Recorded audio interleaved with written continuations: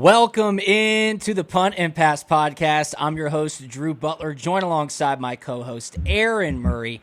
Be sure to follow us on Twitter and Instagram at Punt and Pass. I am at Drew Butler. Aaron is at Aaron Murray 11, and head on over to puntandpass.com, your number one destination for all things college football. I'm going to post our picks up there after today's show. I am 8-2 against the spread on the season, 80% through 2 weeks. Hello, Aaron. You and I are both 0-2 on our locks. We'll get that cleaned up this week. And I'm going to do a little accounting here. I'll let everybody know how you're doing. It's not bad. You're just not 8-2. That's great.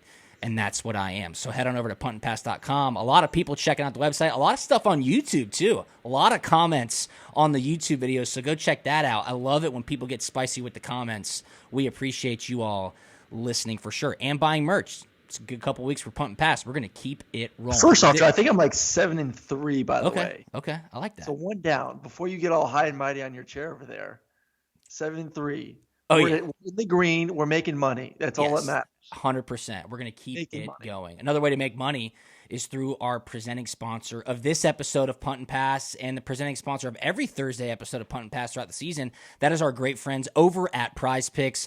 Head on over to prizepicks.com. Download the Prize Picks app if you haven't yet. Use the promo code PUNT, P-U-N-T, PUNT, and you get a 100% deposit match up to your first $100. NFL tonight, college football all weekend, Major League Baseball still going on. They even have disc golf on there, esports, and you can cross entry, meaning Ronald Acuna, he's obviously injured, but Ozzie Albies, you and I were at the game last night, Aaron, with JT Daniels, if he plays this weekend, and Saquon Barkley this evening. If you have that kind of insight, get down on Prize Picks, use the promo code PUNT, and you can win up to 10x your money. It's the best. We love our friends over at Prize Picks. We've had tons of signups already this season, so go to Prize Picks app, download it, and use the promo code PUNT. We love Prize Picks. All right, let's get into news and notes here.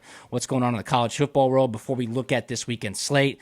Before we touch on that, though, man, gut-wrenching news last night as a former buddy of mine, somebody who was near and dear to the Georgia football program, Trevor Moawad, passed away after a 2-year private battle with cancer.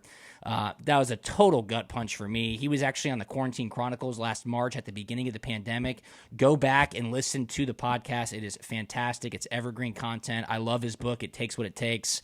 I think he's releasing another book here in a couple of weeks or months. I hope that still comes out on time. A very close confidant to Russell Wilson, so I'm sure Russell's going to honor him with his play this weekend, and a lot of Georgia players too. I mean, JT Daniels, a lot of the guys were tweeting out, rest in peace for Trevor today. Just tough news, man. It's crazy. I think he was 46 years old. Totally brutal. So prayers to Trevor, his family and friends, and I know Georgia will honor him this weekend on the field as well. On a lighter note, Aaron, I messed up this morning's recording. And when I was talking in our original recording, I was giving you shit saying we've been doing this podcast for 5 years and you always have to get your speaker and microphone and I have to help you and text you every single time. And then I messed up. So hand up, that's what I get. For all the smack talking. Yeah. Drop the ball. It's okay, though. I forget. See, I'm not going to rub it in too bad like you did for me on the original recording of this episode. I got into you pretty good, and that's what I deserve. You did. It's okay. I love All you, right. Joe. Yeah. Okay. Well, we're in it now, and we're rocking and rolling. Week 3 Punt and Pass is here, and big news post week 2. Clay Helton fired at USC. That's right. USC wins in week 1. They back it up with a big loss in week 2. They lose to Stanford, who looked awful in week 1. High hopes for USC entering this season. Clay Helton on the hot seat certainly before the season started. Hey, go win the Pac-12, maybe sneak into the playoff, and set yourself up for success down the road at SC. Drop the ball in a big way. And then he had to walk into the team meeting room on Monday with the AD and himself and say that he had been fired. So a lot to unpack here. A lot of names in the rumor mill of who could be the next head coach at Southern Cal. What do you think the players are thinking? I mean, is this a distraction for them? Are they bummed 2 weeks into the season? Now they have to deal with an interim. Is this actually good in the long run? I don't know, but this is just tough all the way around.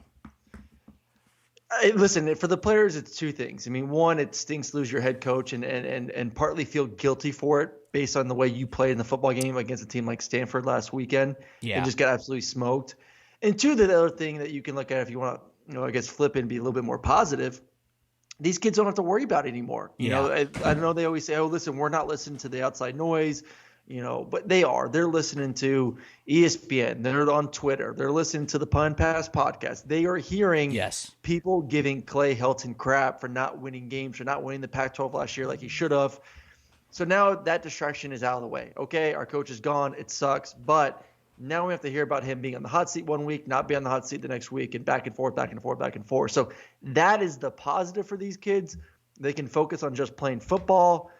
But now we get to enjoy the fact of who is going to be the next coach at USC, which is a premier spot. Alabama, Texas, USC, Ohio State, Michigan.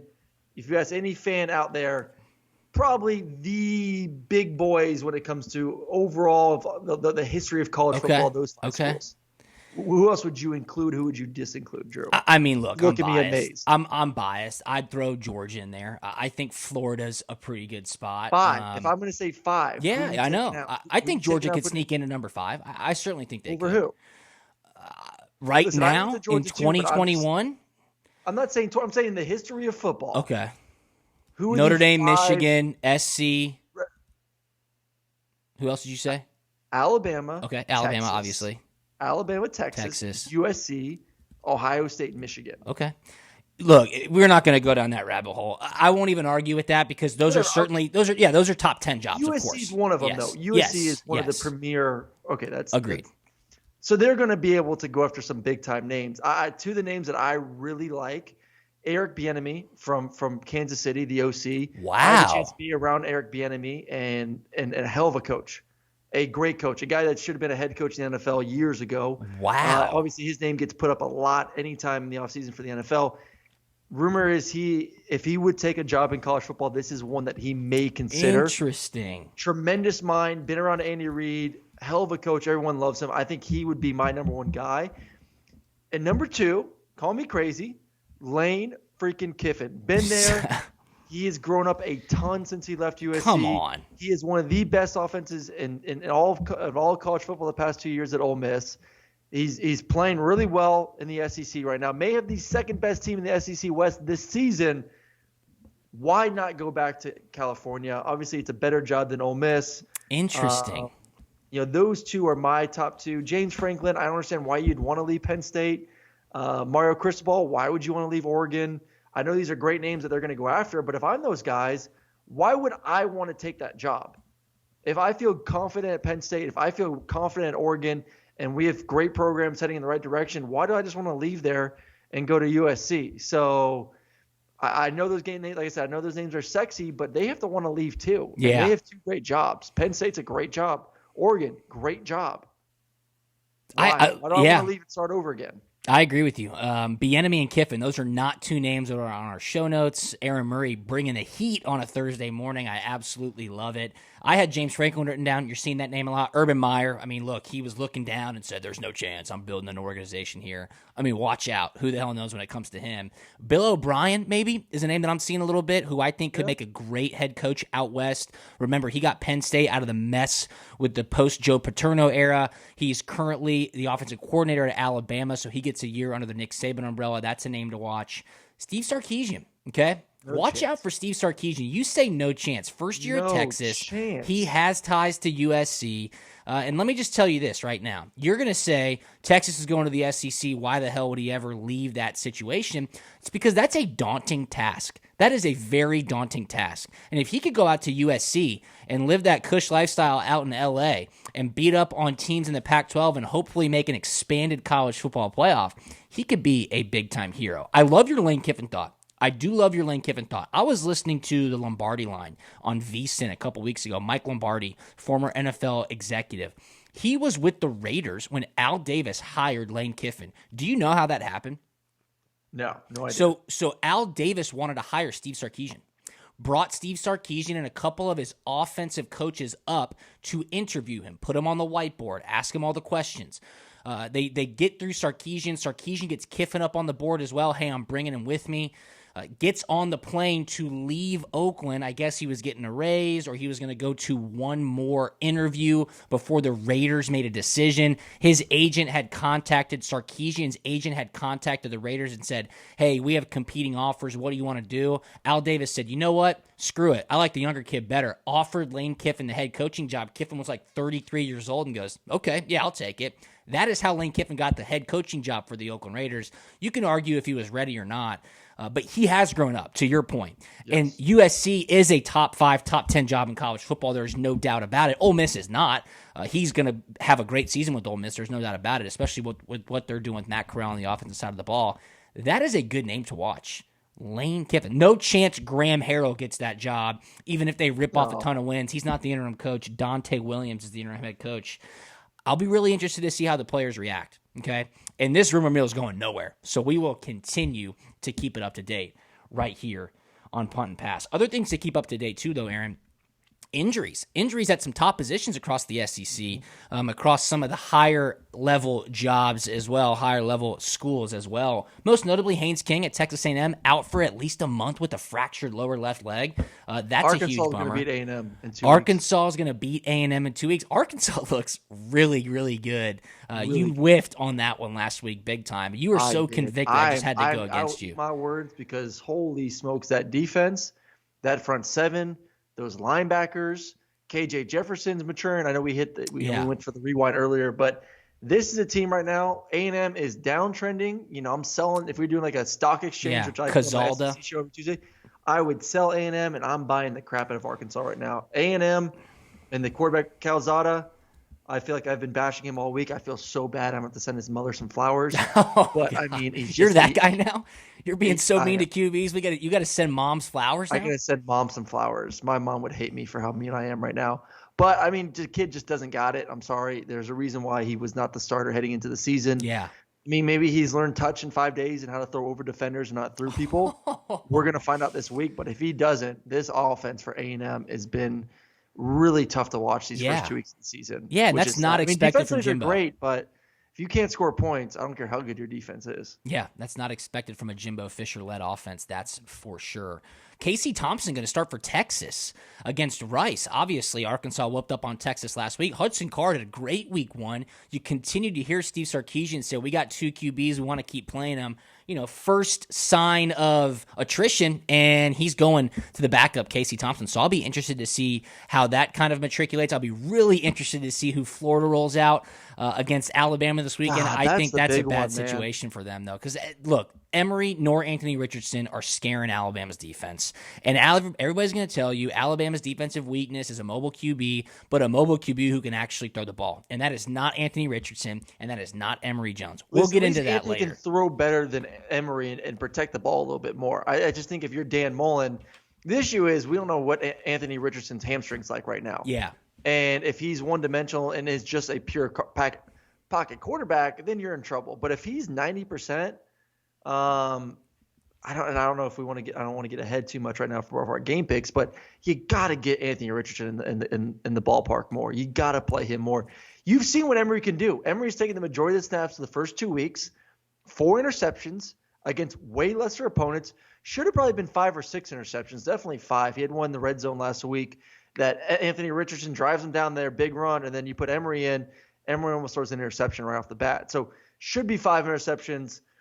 You know what you got. Anthony is just – I think Dan has just played it wrong, honestly. And he has not given Anthony Richardson enough snaps to really see can he be QB1 or not. He comes in for a possession every now and then. I would have loved to see him play maybe a quarter at a time to really get a good feel what he can and can't do. But we know, like I said, we know what Emory can do. And based on what we've seen, Emory cannot beat Alabama. So if you know one guy can't beat Alabama, maybe you should look at the other guy and maybe give him an opportunity if he can. Yeah. No, I totally agree with you. And Anthony Richardson's the one who's been getting the ball in the end zone for Florida, so that will be a very important decision for Dan Mullen. He's like second in the SEC in rushing yards. I know. He's a quarterback. It's crazy. And he's run the ball 11 times, 25-yard average. It's crazy. Quarterback's hot topic in the SEC, and one that we got a lot of feedback with from Monday's episode, kind of breaking down Georgia, how Kirby Smart and Todd Monken navigated the the missing of JT Daniels with his oblique injury heading into the UAB game, and then letting it be known right before kickoff that Stetson Bennett was going to start. The feedback we got was kind of all over the board. Hey, totally understand. Hey, you guys hate Georgia, from every which way. And I think it's important just to note, I think where we're coming from, and more so you, Aaron, you're the one with the actual insight as to what a quarterback would feel in that situation, is one, how it was handled, two, the lead up as to saying, hey, Carson's our number 2. He's at a great camp. All signs from the media, from the coaching staff has been this guy can do it. We're excited. We're looking towards the future. He has solidified himself as a viable option if needed. And then when he was needed, they back off. And I think it's important to know, I don't think it was a hastily made decision. I think it was one that everybody kind of took in at the coaching staff level and said, how can we best position ourselves to win against UAB, which might have been short-sighted. Georgia was going to win against UAB. That is the key here, right? If Carson did start and his eyes did get wide and he did throw a couple picks and Georgia maybe turned the ball over and they were down 10-7 at half, then you come in and put Stetson, right? You know the defense is going to tighten up. You know UAB is not going to score 30 against that D. You could trust your run game or Stetson to put points on the board. Then you also know, looking forward, we now have knowledge. We now have experience to where if Stetson were to get hurt, maybe you put Brock in. Right, Aaron? I think that's where you and I were discussing. It was a great opportunity to look in the future. Yeah, it's more for the future. It's more of, you're going to beat UAB, and it's great to beat them a bazillion to 7, but it's also good to build for the future. And I was talking to a beat writer earlier this morning about the situation. Like, well, Carson had more. Actually, if you go back and look at the snaps, Carson had more snaps than Stetson did. I'm like, that's not the point. Carson didn't get the start, and plus most of those reps were wasted reps at the end of the game where he just handed the ball off. Yeah. His first 3 plays were 3 handoffs. Like, you weren't given the keys to the car and saying, this is your game. Yeah. Let's see what you can do. Let's see what you can do mentally, physically. Can you make the throws? Can you lead this ball game? Not, okay, we're up big, come in there and get mop-up duty. 2 completely different mindsets for a quarterback. So I just don't like the fact that – and I hate, because I love Stetson. I think he's a great dude. Yeah, you had an unbelievable record-setting game. Stetson at all. Exactly. This is more of Stetson is not the future of Georgia football. Yeah. Yeah, I mean, that's just full stop. Yeah, exactly. The future of Georgia football, possibly, or at least be in the discussion for it, give the kid an opportunity to play football. Yeah. Give him an opportunity to start a game and get real meaningful reps, not reps when you're up 30-0. Totally agree. That's all I want to see. Yep. And I think they missed out on that opportunity, because I think one way or the other, they were going to dominate that football game. They didn't. So it's just going to be interesting to see, because we both know that of JT's history, the kid has not made it through a season. He's not going to make it through this season for the fact simply because he missed last game. So technically he's not going to play an entire year.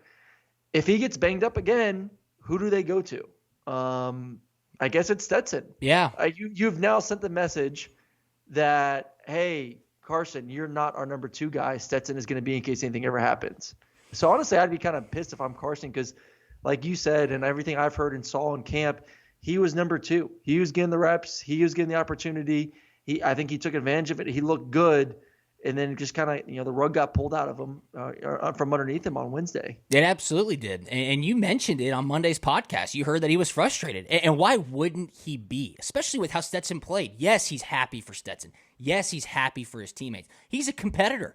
That's why he worked so hard in the offseason to validate himself as the number 2. And then when it is your chance, when JT doesn't play and the rug gets pulled out from underneath you, they start Stetson because of his experience, notably. Because of his experience, not because of the talent, not because of what happened during camp. Kirby said it in his post-game press conference. A lot of inexperience at our skill positions. The only way to get experience is to give the dude some experience. Yes. That's always the problem. I think that makes a lot of sense, because he is a competitor, Carson Beck is, right? And when it is your chance to get those shots to be explosive through the air, and then you get in and they give you 3 run plays, frustration sets in. That's just the wiring of a football player and of a competitor. Had some awesome IG messages and tweets from our listeners about some of the rumors they were hearing about why Stetson started and why Carson didn't start. I can't validate any of those, but if you hear a rumor, please send them my way. I will dig into them. Drew is going to write a book of rumors one day. It is the best. You know what is not a rumor? I'm not off to a great start in Prize Picks this college football season. I need some winners, Aaron. So I'm looking at the Prize Picks board right now. I'm going to get active this weekend. Great games that we're about to break down here in a couple of minutes. We got our 5-game picks coming up in Punt, Pass, and Pick. But on the Prize Picks board, I'm taking a look, and I see some quarterbacks with some very high pass yard totals that I might have to fade and go under. Then, of course, you can dip into fantasy points if you'd like, receiving yards, receiving and rushing touchdowns.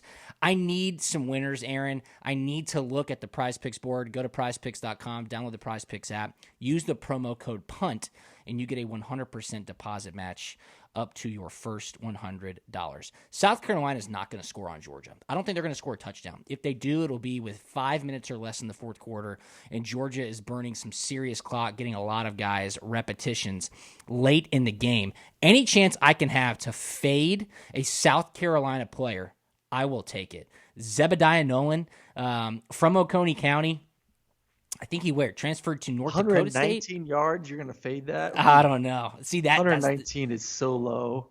But dude, he might. But I'm looking at Emory Jones at 125, and I'm going to say under. But half that battle is he may not play the whole game. So that's why I'm saying Emory right now 125 and a half. I'm going to go under just because I think first quarter they're going to get their doors just blown out, and they're going to have to turn to Richardson to be quarterback. Emory is just not the solution right now throwing the football. If they're going to move it, he's going to be running it.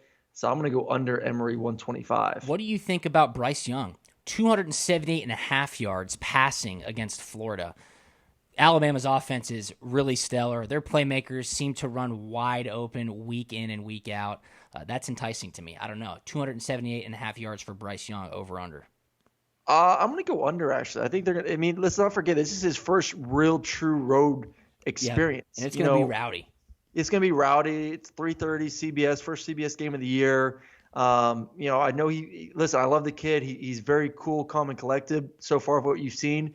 But the game in Atlanta was not the Swamp. It wasn't 90,000 plus people screaming and yelling. Yeah. I mean, it's a different beast playing in your first true road environment, especially a place like that. So I could see him coming off to a little bit of a slow start, then wanting to run the ball a little bit more. I think he's still going to have a great game. I think Alabama still wins, but I'm going to go under that 278. All right, I'm going to go under JT Daniels, 277 and a half yards. I think even if he does play, they're not going to have him stressing out that oblique. They're going to run the ball heavy this weekend. I think there's going to be a little bit of chip on Georgia's shoulder. Remember in 2019, last time South Carolina was at home, South Carolina upset Georgia in 2 overtimes.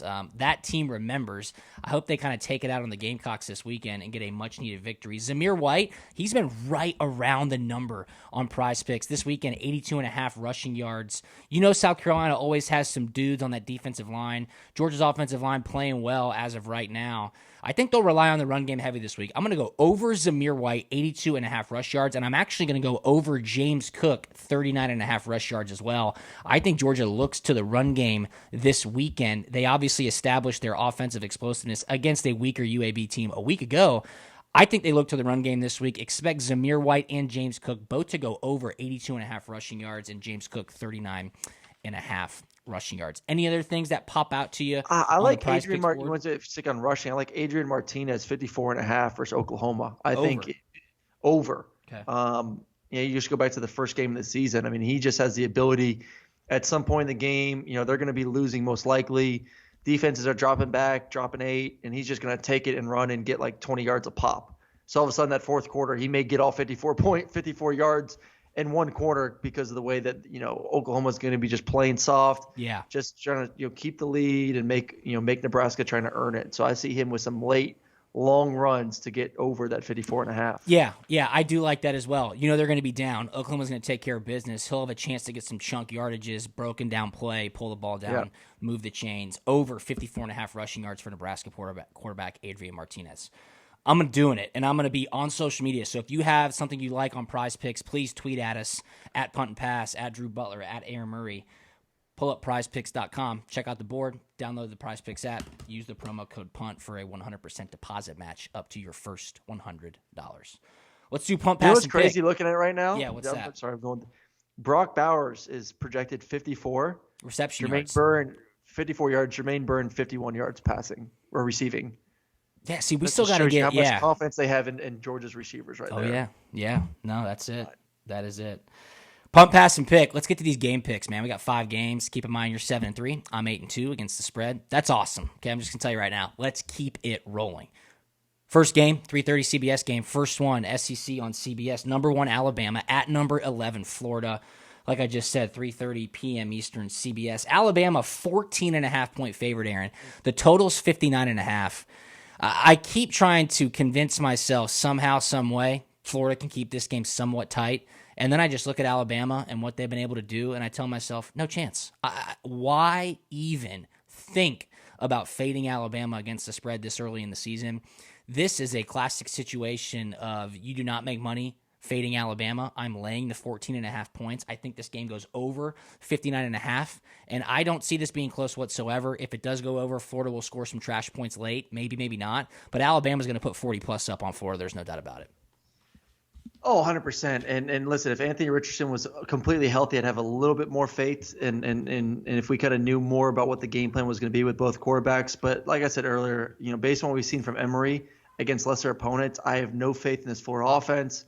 It may be a little bit slow for Alabama and Bryce Young, just first game on the road, crazy environment, but their defense will keep them just fine, and I think they roll in the second half. So give me that 14.5 points too for Bama. Yeah, lay the 14.5 for Bama. I think this is just too big of a spot for an inexperienced Florida team. Last year, keep in mind, totally different football team for Florida. You had Kyle Trask, Kyle Pitts, Kadarius Toney, dudes on defense, and they almost beat Alabama in the SEC championship game. That is not the case. It's going to be an awesome atmosphere. I'll be locked into that game at 3:30, no doubt. But Aaron and I both laying 14.5. I think one of the more interesting games of the weekend, and one that will probably be one of the closest, best finishes, is number 22 Auburn heading up to Happy Valley to take on number 10 Penn State. This is the 7:30 p.m. ABC night game. Penn State right now a 5-point favorite. That line is going down, and the total is at 53. Last night at the Braves game, you told me that you think the whiteout at Penn State is the best environment in college football. One of the best by far. Yeah. Okay, that's a pretty bold statement. I've never been. I don't know. It looks cool on TV. I've never been too, but I've watched enough. I mean, it looks awesome. Visually, it looks pretty damn sweet. And I've talked to players who've played in it, and they said it's just as awesome to play in it as it looks to watch it on TV. I like Auburn in this one. Me too. I do. Me too. I like, the things that travel on the road in crazy environments are the run game. Yeah. I love Tank Bigsby, one of the best running backs. I'm interested to see, obviously, the big question mark is Bo Nix. I mean, Bo has struggled on the road in these type of games. And, I'm still not 100% sold on his receivers. Those guys are going to have to show out this game to really – they're going to get one-on-one opportunities. Penn State is going to load the box and say, hey, we got to stop Tank. And they're going to put the ball in Bo Nix's hands and see what he can do throwing it. So this is going to be a game he has to be efficient. He has to take care of the football. He has to loosen them up to give Tank the opportunity to run into light boxes. But I like Auburn's defense a ton. I love their linebackers. And that's what travels, man. If you can run and play defense on the road, you got a chance. So I like Auburn laying that 5.5 or 5 points. Yeah, and you know what I think this situation is kind of reminiscent of? Last week, Arkansas going to Texas. Here's how I'll compare it.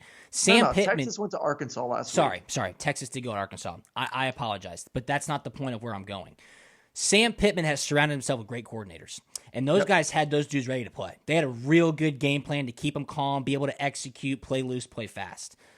Brian Harston has surrounded himself with great coordinators. Derek Mason, defensive 100%. coordinator. Mike Bobo, offensive coordinator. Those guys, very well-versed, former head coaches in what these situations are going to be like.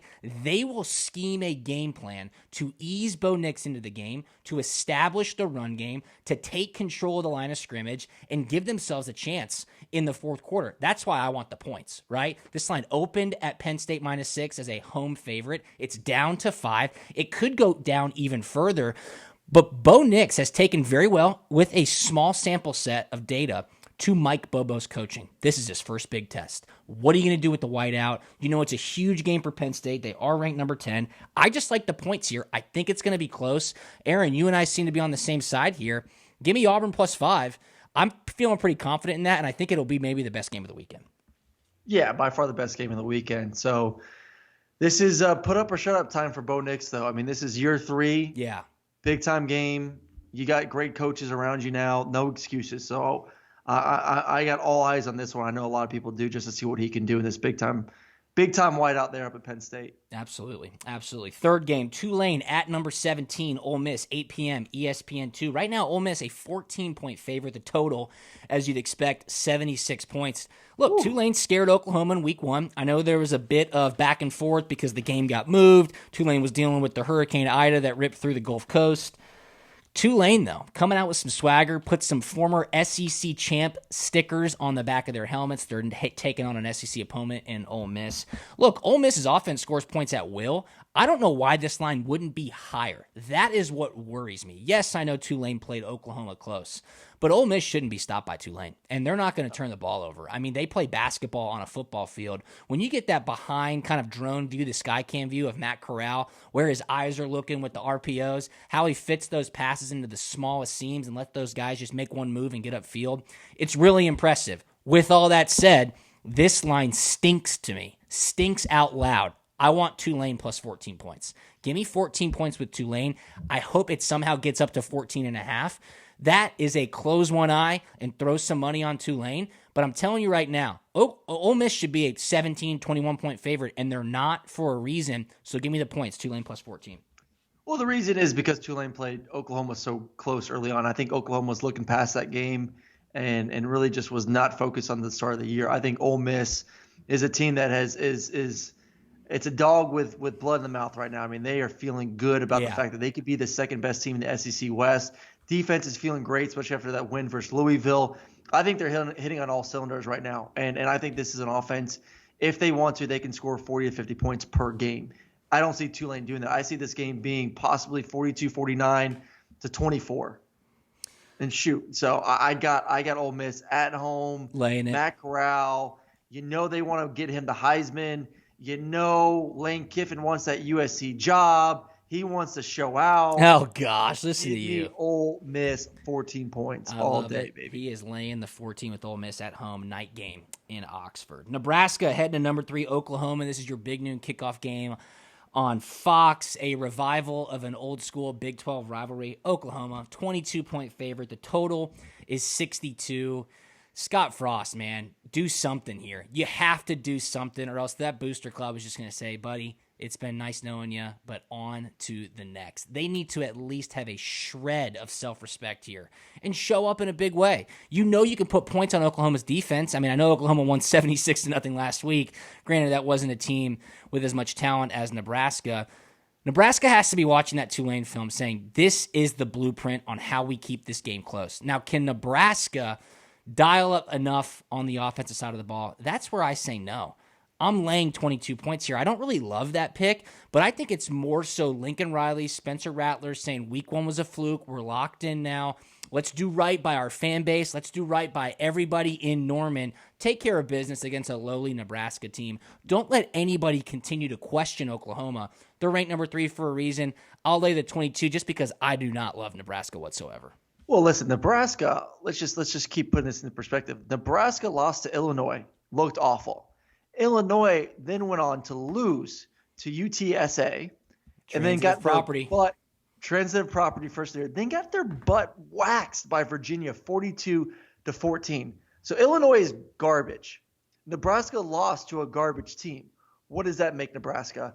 Give me Oklahoma. Yeah. Give me Spencer Rattler. Yep. I'm taking Oklahoma in this game. Yep, lay the points with Oklahoma.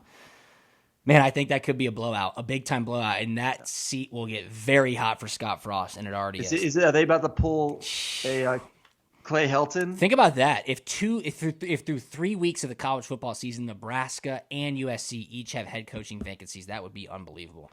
Last game of the weekend on Punt, Pass, and Pick. South Carolina at number 2, Georgia, SEC home opener for the Dogs. I had to put this game on here because of what the spread is. This game's at 7 p.m. on ESPN. Our buddy Sean McDonough and Todd Blackledge will be in the booth calling this game, so we'll be fired up for that. Georgia is a 31.5-point favorite. 31.5 points in their SEC home opener against South Carolina. The total is down to 47.5. Get this. Shout out to our boy Ryan Skates from the Poor Man's Game Notes. He put out the Poor Man's Game Notes this morning, and he let it be known that South Carolina in the last 11 games has played Georgia closer than any other SEC East opponent. Think about that. Georgia beating Florida soundly, beating Tennessee soundly, beating everybody else soundly. South Carolina, Georgia leads this series 6-5 in the last 11 games. That is concerning. That also goes back to when you and I were juniors and sophomores and seniors, and we lost 3 in a row. But that's not the point. The point is Georgia needs to take care of business in a big way. Good teams put away bad teams early, step on the throats, roll the 3s and 4s in. Everybody goes home happy.